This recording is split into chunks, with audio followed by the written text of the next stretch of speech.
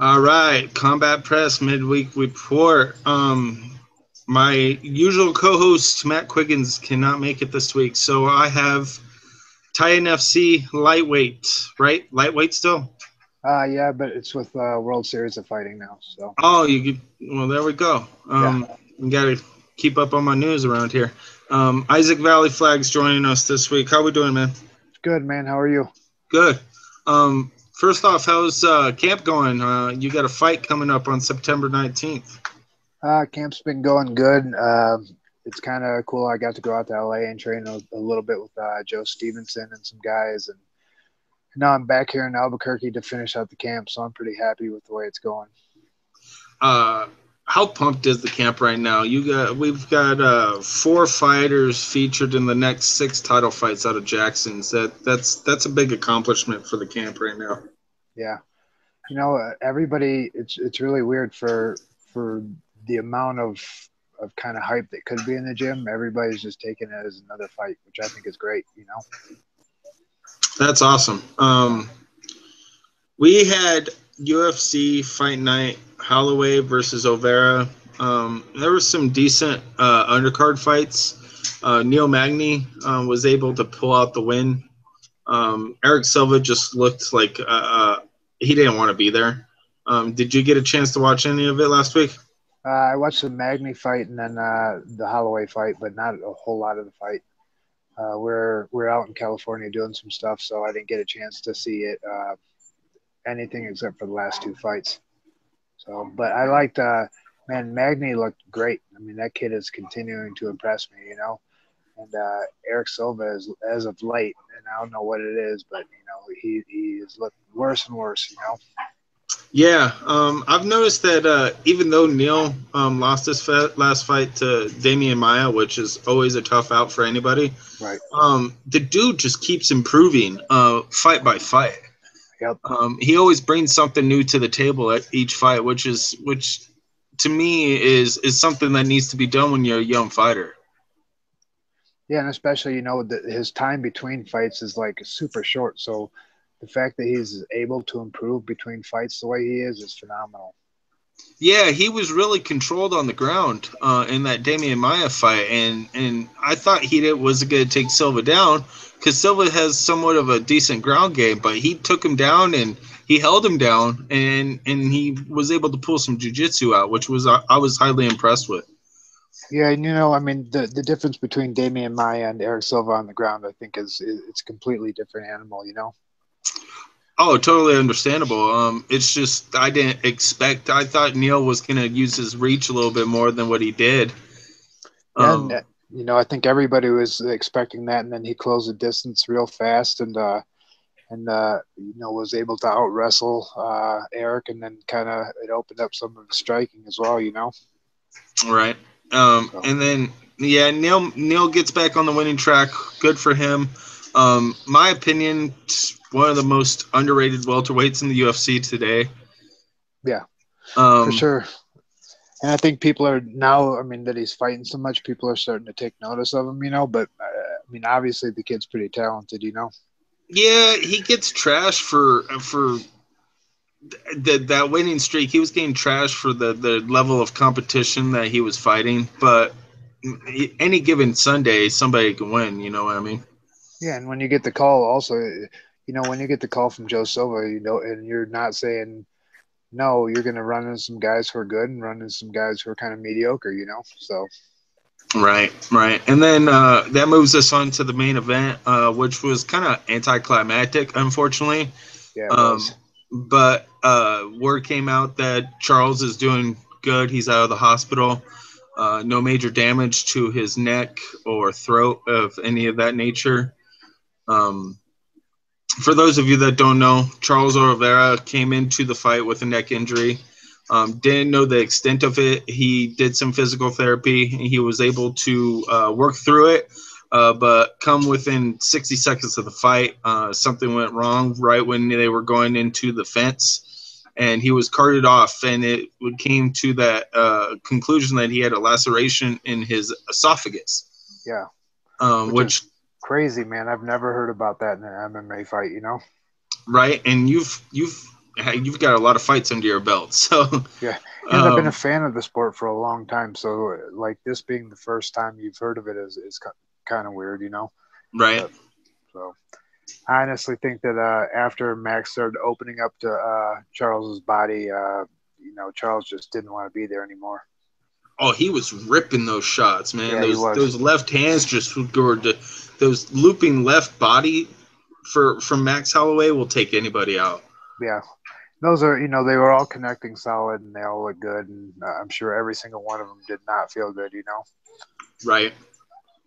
And then that moves on to Max being a top 4 featherweight. Announced today or yesterday, matters on who you listen to. Frankie Edgar taking on Chad Mendes, which in my opinion is an all-star fight. Yeah, it is. But, honestly, I kind of wanted to see Frankie fight Conor before he fought Chad, I think stylistically I'd rather see that fight than I would Chad fight Frankie, Yeah, that's the unfortunate backlog of the UFC featherweight division at this point. Yeah. And it doesn't help that that things got messed up with Aldo getting that injury Right. during training, because the backlog would be done and over with if the fight would happen when it was supposed to. Yeah, for sure.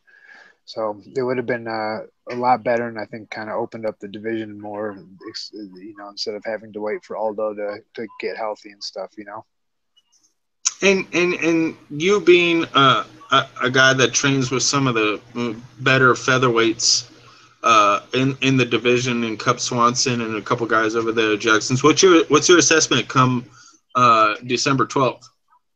It's kind of hard to say, man. Conor's on a tear and he's confident, and it kind of depends on what Aldo shows up that night. If it's the Aldo that seems to be coasting towards decisions in the later rounds, then it might be a bad night for Aldo, But if Aldo's motivated and really wants to kill Conor, we might see the old Aldo.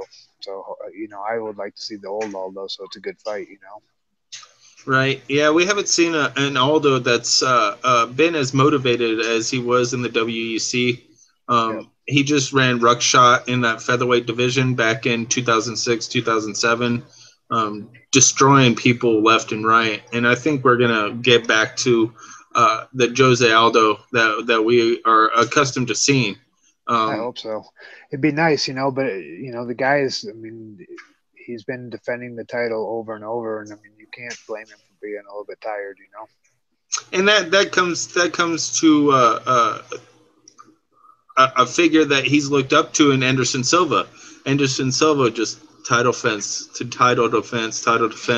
and I just think that Anderson just got tired of the gauntlet, and yeah. I think that's where the point we got to with Jose until Conor came in, started running his mouth, talking, got his way up there, and don't get me wrong, Conor's Conor's proved what he needed to prove with the person in front of him. Oh yeah, for sure. He definitely has kept beating people time after time, and especially after beating Chad, he's definitely proved that he deserves to be where he's at. But still, I would have liked to see. I don't know. I just I would like to see him get pushed around a little bit more. So. Yeah, and people don't realize that these two dudes are two big 145ers. Yep. Conor McGregor came into the 145 because he was like, I want to be the bigger guy. People forget that he is a dual champion for Cage Warriors over in Europe. Yeah, he was the 55 and the 45 champion, right? Yeah, he went and got the 145. Next fight, he got the 155, and then he got the call for the UFC. Yeah, so that's pretty impressive in itself. I mean, that he can fight the 45ers and the 55ers at the same time, Right. Your teammate, we'll move on. Your teammate, Holly Holm, she's getting the title fight sooner than some expected. Yeah. Which this is another thing, is another dominant champion just taking one person after another out, and it at this point it leaves Holly, which I think is a good fight for Holly. It lets her show that she can bang with the top five. She really hasn't had that chance. No one's given her that chance yet. So this is going to be a good test for both, because this is kind of a style that no one's brought to the table on Ronda, of being very patient, very calm, and doesn't deviate from the game plan all that much. No. And she uses her footwork a lot better than I think a lot of the women who have fought Ronda do, you know. So it'll be interesting to see what the footwork does and how this fight plays out, you know. I mean, Holly's an exceptional boxer and she knows how to win boxing fights. It doesn't necessarily translate over to MMA, but hopefully she has learned, you know, some things from boxing that'll help her out with her movement in this fight, you know. The boxing aspect is going to come into play with the footwork and whatnot, but you know better than most that Holly didn't start boxing; she started kickboxing, right? Which is it goes right into what kind of style that needs to be for someone to beat Ronda. Wait, Kat Zingano proved you can't bull rush Ronda. No. You know, Sarah Kaufman proved you can't wrestle Ronda because you'll just get tossed on your head. Yeah. You know, it's going to need to be somebody that's patient and willing to wait for the opening, because we haven't seen a Ronda get extended to a period where she can make a mistake and that opening be there for somebody like a Holly to expose. And hopefully we get to that point, you know. Hopefully Holly can frustrate Ronda and Ronda starts to get a little bit crazy, and then Holly takes advantage of that, you know. Yeah, and people think that the pressure is going to get to Holly. People don't realize she had 19 title fights in boxing. She's got 3 title fights in MMA and in regional action. And a title match is nothing new for Holly. Yeah, it's not. And, you know, she's had the same, like you said, she's had the same pressure put on her in boxing for years and years and years. And she's been the Ronda of boxing. Like, girls have been shooting for her, you know. So, I mean, I think that pressure thing will be a little bit different because it is MMA, but she's used to that kind of stuff, and she's used to press conferences and talking to people, you know. So, you know, I think it might play a small part, but I really don't see it playing a huge part in this fight. Either do I. I've talked to Holly a couple times. I've seen some of her boxing matches. One thing that people don't understand, Holly Ronda knocked out her last opponent, but Holly has taken some punishment in a couple boxing matches that she's been in. One in particular was back in 2011. Where, don't get me wrong, Holly fought a really good fight, but she just took too much punishment, and the ref had to stop the fight. She didn't want to stop. The ref had to stop it. So Holly's tough. Holly can take a punch, and that's the thing that like I said, is the patience, is the footwork, is the distance, and when she gets hit, she doesn't get scared. Yeah, that's the thing, and you know, I think getting in there with a boxer and thinking that you're going to intimidate him because you punch him is the wrong thing to think, you know? Right. So, let's move on to you, man. You're taking on Esteban Payan still, right? Yeah. It should be. I'm looking forward to it, man. He's tough and he's kind of similar style wise to me, so we should have a good fight, you know? I think it's going to be a crowd favorite for that card. And then WSOF announced the lightweight tournament. Was that something that they approached you about? Or? You know, I'd like to be in it. We'll see what happens, you know, but mostly I'm thinking about the Payan fight first, you know. Right. So, I think if you kind of start to think ahead of of the next fight, you know, you lose focus on the guy who's in front of you who's dangerous, you know. Totally. I think it's a good organization for you. Looking at the roster, they're stacked pretty deep in the lightweight division, and so it gives you some options to further your career, maybe get back into the UFC? Yeah, I'm just looking. I'm happy there so far. They worked out a good contract for me, and I'm happy there. I just want to win some more fights. So Awesome. we'll see. We'll see what happens. I was looking on social media. I totally forgot that show was last night. I actually am a videographer for concerts. How was that Sublime show, man? Oh man, that was a great show. We got lucky enough to make it backstage. I missed the first show that I really wanted to see, which was Mickey Avalon, just because I was flying in from California. But Sublime put on a hell of a show, So I was happy to get back in time for that, and it was great. I really enjoyed myself. Yeah, they always produce a good show. Rome is a great singer, actually a great guy in general. Yeah. He's real personal, and you get to know him. He's a real cool, laid back guy. So I've been seeing around. Where did this beef with Mike Ricci come from? Mostly just because of him pulling out of 3 fights with Pat. Pat Healy is a buddy of mine, and Ricci just can't seem to show up for fights. So, Pat Healy, for those who don't know, is a member of Cowboys BMF Ranch. Yeah. And he's been starting to come down here, and it's been 2 or 3 fights where he's pulled out of fights against Pat on the Titan card. So, I mean, it just shows you that he doesn't. I don't know. I mean, he might like to fight if he can beat up guys, but if you get a tough opponent like Pat, he doesn't want to fight, And your style would just be in his face and harass him. And I've noticed that Mike doesn't really like that all too much. Yeah, he likes to have his range, and he likes to be able to kind of look flashy and pretty and stuff like that. And he really doesn't like pressure whatsoever, So that for me is a perfect fight, I think. Right. Yeah, I just saw the jibber jabber going back this week, and I was like, man, I just wanted to know where that came from. Yeah, it really did just come from Pat's a buddy of mine, so I was kind of backing him up on that, and then it just turned into whatever it was, So. Right. Is the classic still for sale? No, it's gone. Somebody bought it, so there you go. Yeah, it was good to get rid of it. I needed the money for the house that me and my girlfriend are purchasing. So awesome. Yeah, I'm looking forward to that. So cool. Everything's sounds like everything's good in Vallie-Flagg world. Yeah, I'm happy.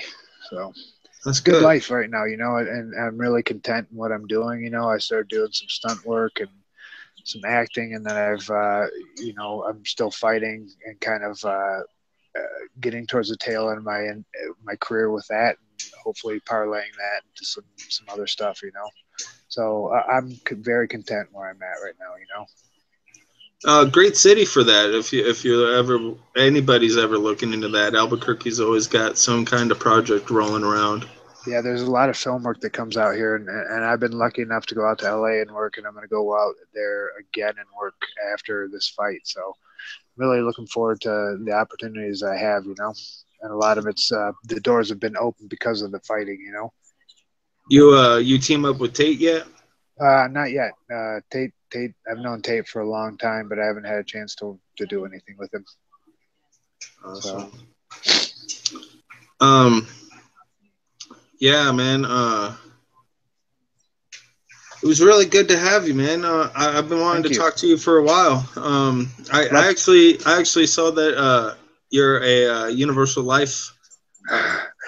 Yeah, I'm an ordained minister too, so that was pretty cool.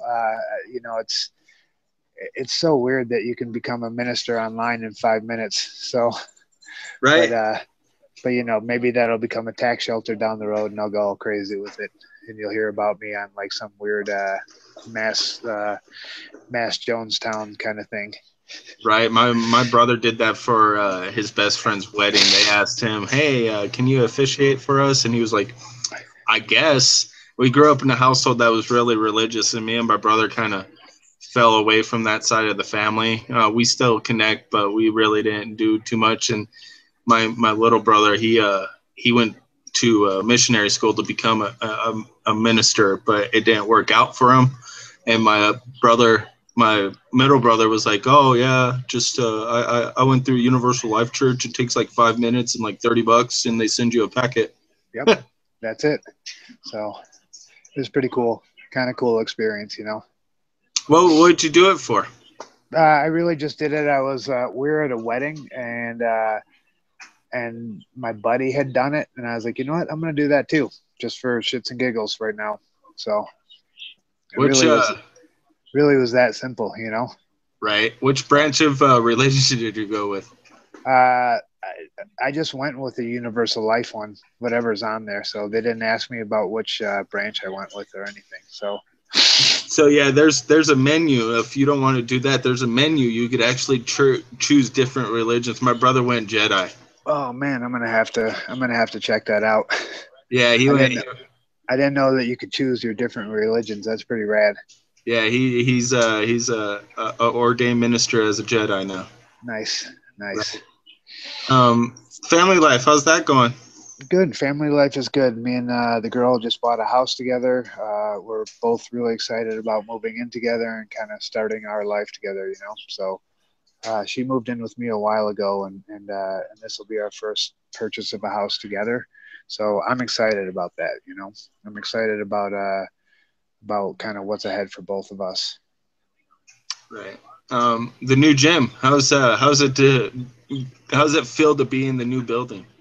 I like it. It's the same feel with a few more people, but I like it in general. We're getting some good training in. There's a lot of tough guys down right now, and then there's some guys who are going to be coming up. Who's some young guys you could have us watch out for out of Jackson's right now? Definitely Nick Urso and Landon Venata. Those two guys are. I have a lot of faith in those two guys as turning out to be something very talented. Yeah, it's unfortunate. I actually interviewed Landon before his fight with RFA before the opponent pulled out.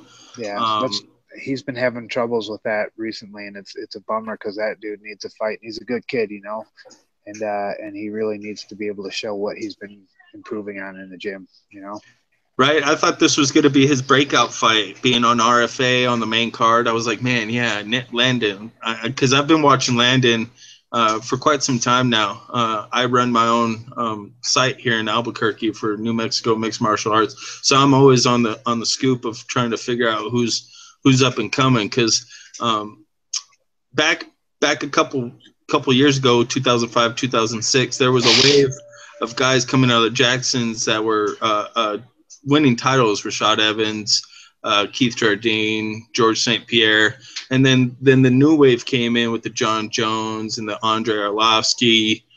You came down, and then I foresee that we're going to have a changing of the guard again here pretty soon.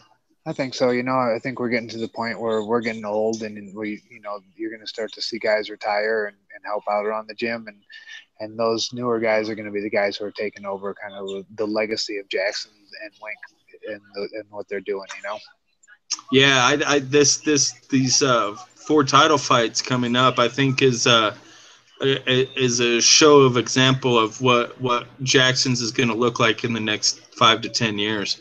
Yeah, I hope so. I hope that everybody wins the title who's fighting, I have supreme confidence in Dotson and Cowboy and Carlos.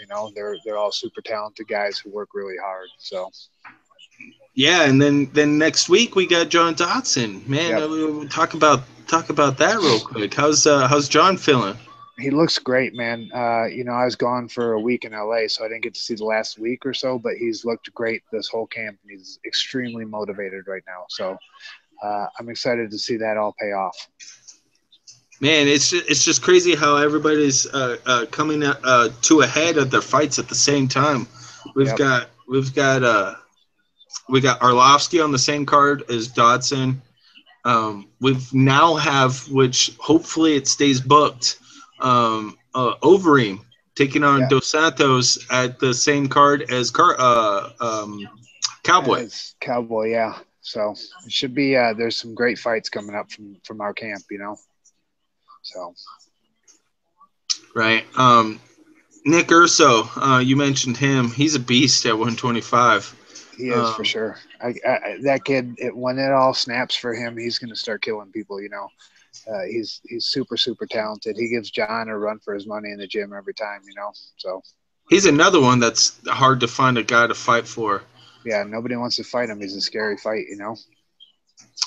Ray Borg fought him once, and I was looking that up. Unfortunately, Nick lost that one, but I think it went to decision. And look at where Ray's at right now. Yeah, he's doing real well in the UFC and stuff. So it'll be hopefully Nick follows that in. So, well, man, thank you for taking the time. Thank you for filling the spot. Thanks for having me on. I appreciate it. I'm just about to sit down and watch a movie with the girlfriend and get ready for bed. So I totally understand. I'm in the same boat with you. Awesome. I'm Wayne Dumas, Combat Press. Twitter handles at Dumas MMA. Isaac Vallie-Flagg throughout social media. Just at Vallie-Flagg on Twitter and on Instagram and Twitter. Check me out there. That's where the most entertaining stuff happens. So, all right, man. Thank you very much. Thank you. Appreciate it. You have a good night. You too. Take care, bud. Same. Bye.